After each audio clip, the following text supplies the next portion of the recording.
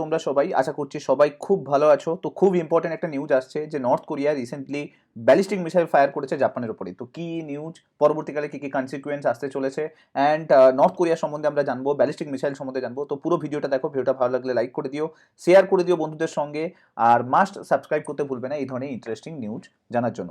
দেখো, BBC news থেকে এক্ষুনি জাস্ট আমি নিউজটা পেলাম যে নর্থ কোরিয়া কিন্তু ব্যালিস্টিক মিসাইল ফায়ার করেছে কার উপরে, জাপানের উপরে। না, নর্থ কোরিয়া জাপান তোমরা জানো যে পাশাপাশি দুটো কান্ট্রি আছে একদম। তো এখন যে ব্যালিস্টিক মিসাইলটা যেটা লঞ্চ করেছে সেটা কিন্তু অলরেডি কিন্তু তোমরা জেনে রাখো, গত 5 বছরে এরকম কখনো ঘটনা ঘটেনি যে জাপানের উপরে কোনো ব্যালিস্টিক মিসাইল লঞ্চ করা হচ্ছে। আর এটা বলতে পারো যে জাপান বেসিক্যালি ওয়ার্নিং হিসেবে নিয়েছে এবং খুব তাড়াতাড়ি সমস্ত রেসিডেন্টকে টেক ওভার করছে আশেপাশের সমস্ত এরিয়াতে। কারণ তোমরা জানো, একটা ব্যালিস্টিক মিসাইল লঞ্চ হলে সেটা যদি কোনো কারণে মিসফায়ার হয়, মানে ট্রাজেক্টরি যদি লস করে, তাহলে কিন্তু সেটা পুরো জাপানের ওপরেই কিন্তু পড়বে। তো কি এই ব্যাপারটা, তো বেসিক্যালি এখন জাপানে বলতে পারো ট্রেন অপারেশন কমপ্লিটলি সাসপেন্ড করে দেওয়া হয়েছে।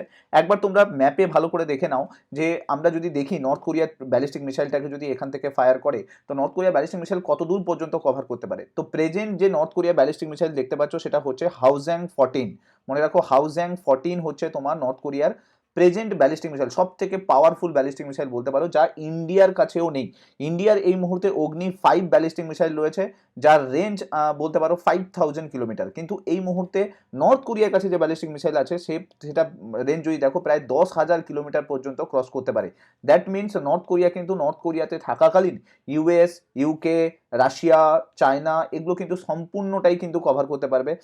টিল আমি যদি বলি যে অস্ট্রেলিয়া পর্যন্তও কভার করতে পারবে। তো প্রেজেন্টলি হাউজ্যাং 14 ওরা তৈরি করছে, 15 ওরা তৈরি করছে, যেটা রেঞ্জ 13,000 কিলোমিটার পর্যন্ত যেতে পারে এবং যেটা আন্টার্কটিকা পর্যন্ত পৌঁছে যাবে। তো বলতে পারো যে নর্থ কোরিয়ার কাছে কাছে এই মুহূর্তে যদি দেখো খুব পাওয়ারফুল ব্যালিস্টিক মিসাইল কিন্তু রয়েছে। তো এখানে তোমরা দেখতেই পাচ্ছ, যদি দেখো এটা হচ্ছে নর্থ কোরিয়া আর এটা হচ্ছে জাপান। তো বুঝতেই পারছো এখানে ইন্টার কন্টিনেন্টাল ব্যালিস্টিক মিসাইল ছাড়া হয়নি, অর্থাৎ আইসিবিএম। ব্যালিস্টিক মিসাইলের দুটো ভাগ আছে, একটা হচ্ছে আইসিবিএম আর একটা হচ্ছে আইআরবিএম। তো ইন্টার কন্টিনেন্টাল ব্যালিস্টিক মিসাইল বলতে বোঝায় যে একটা কন্টিনেন্ট থেকে আরেকটা কন্টিনেন্টে ডাইরেক্টলি ট্রান্সফার হচ্ছে। তার মানে যদি দেখো দেখো নর্থ কোরিয়া থেকে ডাইরেক্টলি কিন্তু আমরা যদি দেখি এশিয়ান কন্টিনেন্ট থেকে আফ্রিকান কন্টিনেন্টে যখন যাচ্ছে, তখন এরা কিন্তু আইসিবিএম ইউজ করা হয়। আইআরবিএম রিজিওনাল, অর্থাৎ আশেপাশে যে যদি কোনো কান্ট্রিকে টার্গেট করতে হয় তখন আইআরবিএম ইউজ করা হয়। তো প্রেজেন্টলি যেটা বলা হচ্ছে যে নর্থ কোরিয়া বেসিক্যালি কিন্তু আইআরবিএম কে টেস্ট করছিল, আর টেস্ট করাকালীন এরা এখান থেকে লঞ্চ করেছে, টেস্ট করেছে। তো যেটা জাপানের ওপর দিয়ে গিয়ে ডাইরেক্টলি গিয়ে প্যাসিফিক ওশিয়ানে রিলিজ হবে। তো এখানে তোমরা দেখতেই পাচ্ছ জাপান গভর্নমেন্ট অলরেডি কিন্তু সমস্ত সিটিজেনদেরকে ওয়ার্ন করে দিয়েছে যে তারা যাতে আশেপাশের প্যাসিফিক ওশিয়ানের আশেপাশে যদি যেসব জায়গা রয়েছে সেগুলো যাতে আশেপাশে যে এরিয়াগুলো রয়েছে সেখানে যাতে রেসিডেন্টকে সরিয়ে নিয়ে যাওয়া আসা হয়। এবং 2017 পরে এটা প্রথমবার হচ্ছে যে নর্থ কোরিয়া কিন্তু এরকম একটা কিন্তু টেস্ট করছে। একবার আমরা ম্যাপে দেখে নিই যে নর্থ কোরিয়া জাপান কিরকম পজিশনে আছে। তো এইটা দেখতে পাচ্ছ, এটা হচ্ছে রাশিয়ান বর্ডার, এইখানে রাশিয়ান বর্ডার শেষ হচ্ছে, এইটা ভ্লাদিভস্টোক, বারবার নিউজে আছে তোমরা দেখতেই পাও, এটা চায়না। আর এইটা হচ্ছে নর্থ কোরিয়া। এই যে নর্থ কোরিয়া দেখতে পাচ্ছ, নর্থ কোরিয়ার বেশিরভাগ যে টেস্টটা হয় সেটা কিন্তু হয় এই প্লেস থেকে হয়, না হলে এইখান থেকে হয়। তো ডিরেক্টলি এরা কি করে, এখান থেকে ডিরেক্টলি কিন্তু ইয়া তো সি অফ জাপানে ফেলে, অথবা ডিরেক্টলি এখান থেকে ট্রান্সফার করে প্যাসিফিক ওশিয়ানে ফেলে। যদি সেটা আইসিবিএম টেস্ট হয় বা আইআরবিএম টেস্ট হয়, তাহলে কিন্তু সেটা কিন্তু কাছাকাছি লোকেশনে ফেলতে পারবে না। দ্যাট মিনস সি অফ জাপানে কিন্তু ফেলতে পারবে না, তাদেরকে ফেলতে হবে কোথায়, প্যাসিফিক ওশিয়ানেই কিন্তু ফেলতে হবে। তো তাই জন্য আইসিবিএম এবং আইআরবিএম এই দুটোকে কিন্তু এরা যখন টেস্ট করে তখন এরা এখান থেকে লঞ্চ করে ডিরেক্টলি প্যাসিফিক ওশিয়ানে রিলিজ করে। কিন্তু যখনই প্যাসিফিক ওশিয়ানে যায় তখন কিন্তু এদেরকে ক্রস করতে হয় জাপানকে। সো এর ফলে জাপানের কাছে একটা অলওয়েজ একটা ভয় থাকে যে কোনো কারণে যদি ওই মিসাইল যদি মিসফায়ার হয় বা অথবা যদি ট্রাজেক্টরি লস করে, কারণ মিসাইল দেখবে এইভাবে কিন্তু রিলিজ হয়। তো কোনো কারণে যদি ট্রাজেক্টরি লস হয় তাহলে কিন্তু ডিরেক্টলি এসে জাপান এই পজিশনে, জাপানের যে হোংশু আইল্যান্ড বা টোকিওর যে আশেপাশে কিন্তু রিলিজ হতে পারে, গিয়ে পড়তে পারে। সো তাই জন্য এটা বলতে পারো যথেষ্ট একটা মেজর এসকেলেশন ক্রিয়েট করতে পারে জাপান এবং নর্থ কোরিয়ার মধ্যে। নাও এবার যদি আমি তোমাকে দেখাই, নর্থ কোরিয়া কিন্তু সিরিজ অফ অ্যাকশন করেছে এই উইকে, প্রায় 3টে থেকে 4টে ব্যালিস্টিক মিসাইল কিন্তু লঞ্চ করেছে। আর যেটা বেসিক্যালি থ্রিটেন্স করছে পিস অ্যান্ড সিকিউরিটি জাপানকে। জাপান কিন্তু বারবার ইন্টারন্যাশনাল ফোরামে বলে এসছে যে নর্থ কোরিয়া যে ধরনের ব্যালিস্টিক মিসাইল কিন্তু টেস্ট করছে সেটা যথেষ্ট কিন্তু উদ্বেগজনক। এখানে তোমরা দেখতেই পাচ্ছ জাপানের যে টপ অফিসিয়াল বা টপ গভর্নমেন্ট অফিসিয়াল যারা রয়েছে তারা কিন্তু অলরেডি এটা মেনশন করেছে। এবং এটাও মেনশন করেছে যে খুব তাড়াতাড়ি কোরিয়ান, তোমরা জানো সাউথ কোরিয়ার কিন্তু আর্ম ফোর্স ডে ওরা সেলিব্রেট করবে, এবং সেখানেও বলা হচ্ছে যে বা তোমরা যদি দেখো চাইনিজ কমিউনিটি তাদের যে কংগ্রেস আছে সেটাও খুব তাড়াতাড়ি অর্গানাইজ করা হবে, বা ইউএস এর মিড টার্ম ইলেকশন নভেম্বরে রয়েছে। তো তখনও বলছে সাউথ কোরিয়ানরা রিপোর্ট দিচ্ছে যে নর্থ কোরিয়া কিন্তু এই উইকে মানে নভেম্বরের মধ্যেও কিন্তু আরও 2-3টে নিউক্লিয়ার টেস্ট কিন্তু অর্গানাইজ করতে পারে। তো এবার বুঝতেই পারছো, তো সমস্ত দিক থেকে ইন্টারন্যাশনালি কিন্তু যথেষ্ট একটা উদ্বেগজনক ব্যাপার যে ইউএস মিড টার্ম ইলেকশন রয়েছে, কারণ সাউথ কোরিয়া তোমরা জানো ইউএস এর সঙ্গে খুব ভালো রিলেশন। যদি সাউথ কোরিয়া ইউএসএ ইলেকশন চলাকালীন যদি সাউথ কোরিয়ার ওপরে কোনো স্টেপ নিয়ে নেয়, তাহলেও কিন্তু একটা যথেষ্ট সিচুয়েশন অনেক বেশি বদলে যেতে পারে। বা চাইনিজ কমিউনিটি পার্টি কংগ্রেস যেটা রয়েছে, তারাও খুব তাড়াতাড়ি কিন্তু রিসেন্টলি অর্গানাইজ করবে তাদের নিজস্ব যে ইভেন্টটা, তো সেখানেও কিন্তু হতে পারে নর্থ কোরিয়া কিন্তু নিজেদের নিউক্লিয়ার টেস্ট কিন্তু অর্গানাইজ করতে পারে। তো এটা যথেষ্ট প্যাথেটিক একটা নিউজ বলতে পারো, যে নিউক্লিয়ার টেস্ট যেগুলো হচ্ছে সেগুলো যদি কোনো কারণে মিসফায়ার হয় বা কোনো কিছু প্রবলেম হয়, তাহলে কিন্তু বড় সড়ো একটা কিন্তু ইস্যু আসতে পারে। সাউথ কোরিয়ার দিক দিয়ে আমরা যদি দেখি, south Korea recently arm force day cover করেছে, সেখানে সাউথ কোরিয়া তাদের নিজস্ব ballistic missile, tanks, drones, F-35 fighter jet সবগুলোকে কিন্তু অলরেডি সবার সামনে কিন্তু রেখেছে, ইন্টারন্যাশনাল ফোরামের কাছে রেখেছে, যে তাদের কাছে তারা কিন্তু কমপ্লিটলি ওয়েপন রয়েছে, অর্থাৎ তাদের কাছে অ্যাডভান্স ওয়েপন রয়েছে নর্থ কোরিয়াকে সামলানোর জন্য। তো অবভিয়াসলি এটা যথেষ্ট একটা মানে দেখো বারবার দেখাতে হচ্ছে একটা কান্ট্রিকে যে আরেকটা কান্ট্রি যেভাবে উদ্বেগজনক কাজগুলো করছে সেগুলোর এগেনস্টে তৈরি আছি আমরা, তো সেটা কিন্তু বারবার ইন্টারন্যাশনাল ফোরামে দেখাতে হচ্ছে। তো এটা যথেষ্ট দুঃখের বিষয়। নাও আমরা যদি একবার ম্যাপটা দেখি, মানে যদি একটা মিসাইল লঞ্চ হয় সেই মিসাইলটা কিভাবে যায়, তো যেটা দেখো কোনো একটা মিসাইলকে লঞ্চ করলে মিসাইলটা কিন্তু সোজা যায় না, মিসাইলটা অলওয়েজ কিন্তু একটা ট্রাজেক্টরি পাথ নেয়। তো জাপান বলছে যে প্রেজেন্ট যে এই মুহূর্তে দাঁড়িয়ে যে অলরেডি যেটা লঞ্চ করেছে সেটা কিন্তু ইরেগুলার ট্রাজেক্টরি রয়েছে। অর্থাৎ দেখো নর্মালি ব্যালিস্টিক মিসাইল কি হয়, একদম উপরে উঠে যায়, একদম টপে চলে যায়, তারপর সেখান থেকে কিন্তু রিলিজ হয়, এবং সেখান থেকে রিলিজ হওয়ার সময় অনেকগুলো ভাগে বিভক্ত হয়, দিয়ে তারপরে রিলিজ হয়। তো এর ফলে কি হয়, একটা প্রপার ট্রাজেক্টরি রুট কিন্তু ফলো করে, যে কোনো মিসাইল একটা ট্রাজেক্টরি রুট ফলো করে। বাট জাপান এই মুহূর্তে দাঁড়িয়ে যে যা অ্যালিগেশন লাগাচ্ছে নর্থ কোরিয়ার যে মিসাইলটা আছে সেটা কিন্তু কোনো ট্রাজেক্টরি রুট ফলো করছে না। অর্থাৎ হতেও পারে সেটা প্যাসিফিক ওশিয়ানে গিয়ে পড়বে, হতেও পারে সেটা জাপানের উপরে গিয়েও পড়ে যাবে। তো এই জন্য জাপান কিন্তু অলওয়েজ কনসার্ন থাকে। তো এখন যেটা রিপোর্ট আসছে যে নর্থ কোরিয়া কিন্তু এই উইকে মানে পুরো আমরা যদি দেখি এই পুরো উইকে কিন্তু 3বার এরকম টেস্ট করে নিল। তো অর্থাৎ 3বারই কিন্তু জাপানকে বারবার সতর্ক থাকতে হয়েছে যে কোনো এরকম যাতে ঘটনা যাতে দুর্ঘটনা যাতে ঘটে না যায়।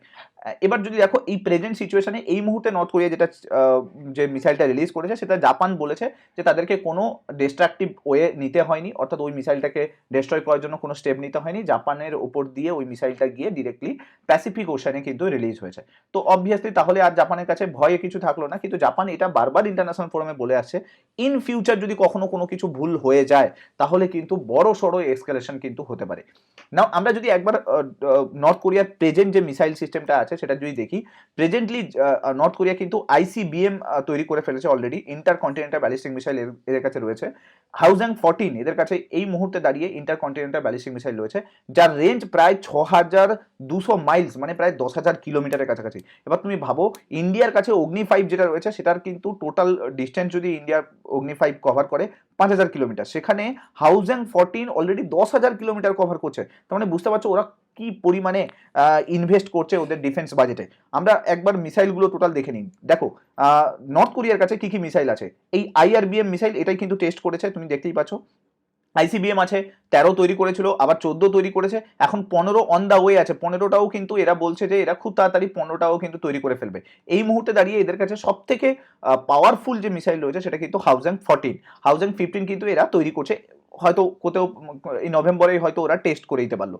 ঠিক আছে, তো এই একটা ব্যাপার। এখানে তুমি অগ্নি 5কে দেখতে পাচ্ছ, অগ্নি 5 জেনে রাখো 5,000 কিলোমিটার, কিন্তু অগ্নি 5 এর সব থেকে বড় জিনিস যেটা সেটা কিন্তু হাই ডিগ্রি অফ অ্যাকুরেসি, অর্থাৎ কোনো জায়গায় যদি অ্যাটাক করবে চিন্তা ভাবনা করে সেখানে কিন্তু অ্যাকিউরেসিটা কিন্তু খুব বেশি রয়েছে, যেটা নর্থ কোরিয়ার কিন্তু ওই যে মিসাইলগুলো সেগুলোতে কিন্তু নেই। তো এইটা কিন্তু অগ্নি 5 মধ্যে কিন্তু খুব বড় একটা জিনিস। অগ্নি 6 খুব তাড়াতাড়ি আমরা ডেভেলপ করছি, হোপফুলি আমরাও খুব তাড়াতাড়ি কিন্তু অনেকটা জায়গা জুড়ে কিন্তু কভার করতে পারবো থ্রু ব্যালিস্টিক মিসাইলের থ্রুতে। নাও 2021-এর আমি টোটাল একটা বাজেট দেখাচ্ছি। নর্থ কোরিয়ার টোটাল যদি বাজেট দেখো, মানে আর্মি রয়েছে প্রায় ধরে চলো হিসেব লাগিয়ে নাও 13 লাখের কাছাকাছি কিন্তু আর্মি রয়েছে, আর রিজার্ভ পার্সোনাল প্রায় 6 লাখের কাছাকাছি রিজার্ভ পার্সোনাল রয়েছে। এক্সপেন্ডিচার দেখো, এক্সপেন্ডিচার হচ্ছে 2 বিলিয়ন, মানে নর্থ কোরিয়ার টোটাল বাজেটের 29.9% তুমি জেনে রাখো নর্থ কোরিয়া কিন্তু বেসিক্যালি কিন্তু মিলিটারিতেই খরচা করে, অর্থাৎ 100% বাজেটের জেনে রাখো 30% বাজেট কিন্তু কোথায় খরচা হচ্ছে, ডিফেন্সের জন্য খরচা হচ্ছে।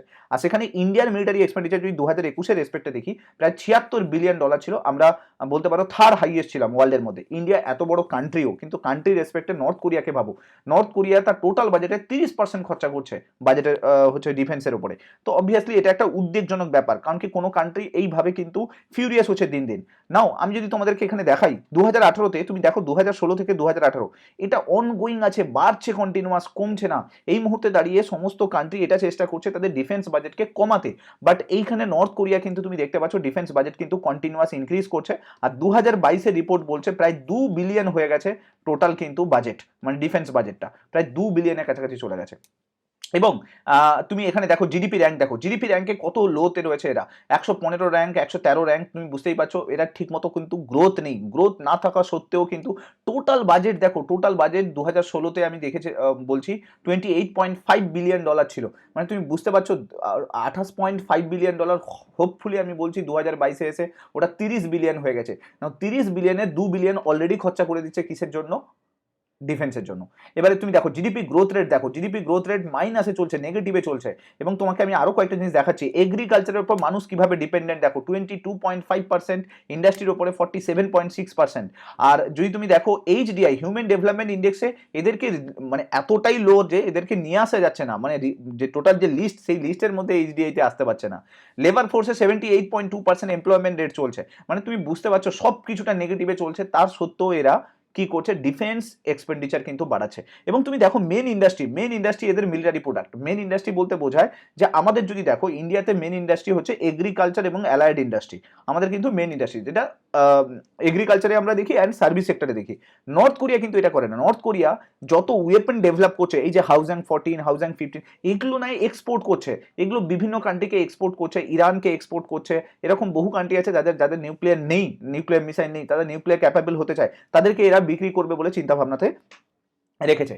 তো এই হচ্ছে ব্যাপার। তো রিসেন্টলি নর্থ কোরিয়া নিজেও ডিক্লেয়ার করে দিয়েছে যে ভাই আমরা কিন্তু নিউক্লিয়ার ওয়েপন স্টেট, আমাদের যদি কেউ কোনোভাবে মিসবিহেভ করে আমাদের সঙ্গে, অথবা কোনোভাবে যদি অ্যাটাক করার চেষ্টা করে, অথবা যদি কোনোভাবে আমরা থ্রেট ফিল করি, তাহলেও কিন্তু আমরা নিউক্লিয়ার মিসাইল লঞ্চ করব। এরা কিন্তু এদের নিজস্ব লেজিসলেচারে এটাকে পাস করিয়েছে যে আমরা কোনো কিছু শুনবো না, আমরা নিউক্লিয়ার মিসাইল লঞ্চ করবো। তো বলতে পারো একটা মানে ডিকটেটরশিপ কিন্তু পুরো নর্থ কোরিয়া এবং সাউথ কোরিয়া, জাপান, এই জায়গাটাতে কিন্তু চলছে। তো নর্থ কোরিয়া কিন্তু যথেষ্ট বলতে পারো ইন ফিউচার একটা অনেক বেশি ক্ষতির আশঙ্কা দেখাচ্ছে পুরো ইন্টারন্যাশনাল ফোরামগুলোতে। তো হতে পারে ইন ফিউচার, হতে পারে নর্থ কোরিয়া এরকম কোনো কিছু মেজর স্টেপ নিল, বা এরকম কোনো মিসাইল লঞ্চ করলো যেটা মিসফায়ার বা ট্রাজেক্টরি লস করে জাপানে গিয়ে পড়লো, তাহলে কিন্তু আমরা দেখতে পাবো ইন ফিউচার অনেক বড় একটা এসকালেশন, যেখানে সাউথ কোরিয়া, ইউএস, জাপান এক জায়গাতে হয়ে যাবে, আর অন্যদিকে ইরান, চায়না, নর্থ কোরিয়া, এরা এক জায়গাতে হয়ে যাবে। তো হোপফুলি এগুলো যাতে না হয়, ভবিষ্যতে সব কিছুটা শান্তি থাকুক, ভালো থাকুক, এটাই চাইবো। সো এই হচ্ছে টোটাল ডিটেলস। আশা করছি তোমাদের ক্লাসটা ভালো লাগলো, লাইক করে দিও, শেয়ার করে দিও বন্ধুদের সঙ্গে, আর মাস্ট শেয়ার করতে ভুলবে না, সাবস্ক্রাইব করতে ভুলবে না। টাটা।